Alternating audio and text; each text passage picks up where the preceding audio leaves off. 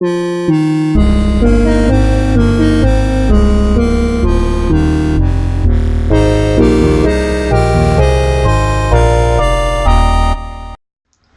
Video has finally been made available in North America, and the first video I watched was one called Sunday Jog.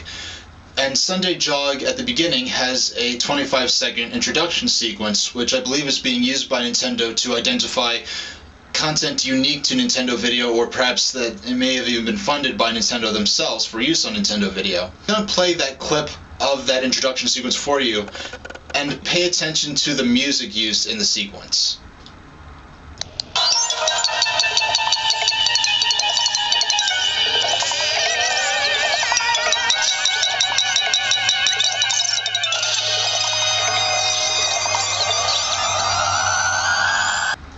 I don't know how many of you may have recognized that music, but that is actually not music that was originally by Nintendo. They repurposed it for use in this video, but the actual original piece was created in the 60s or 50s, in the 50s or 60s, by a fellow you may have heard of called Raymond Scott. And if you don't know who Raymond Scott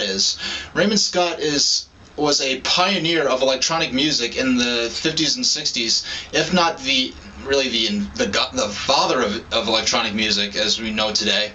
And he did a lot of compositions electronically, and a lot of commercial pieces of music for use in radio and television spots.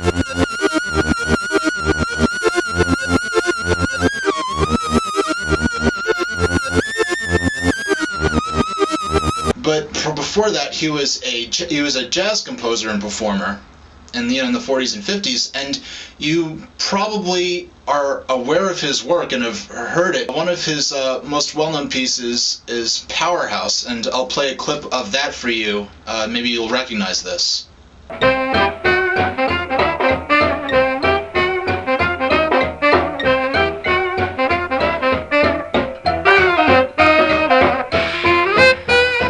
Yes, that was Raymond Scott. He did a lot of instrumental jazz.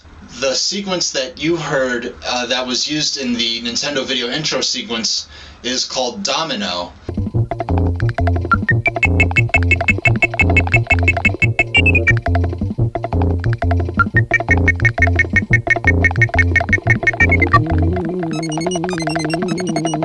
And aside from Domino, those sort of motifs, the sort of DNA of that piece, Domino, also appears in in several other of Raymond Scott's electronic pieces.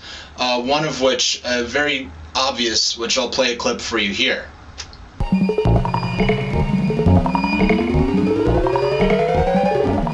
What do you call a pair of eyes that sparkle and gleam, light up the skies? The name of the game is The Light Works.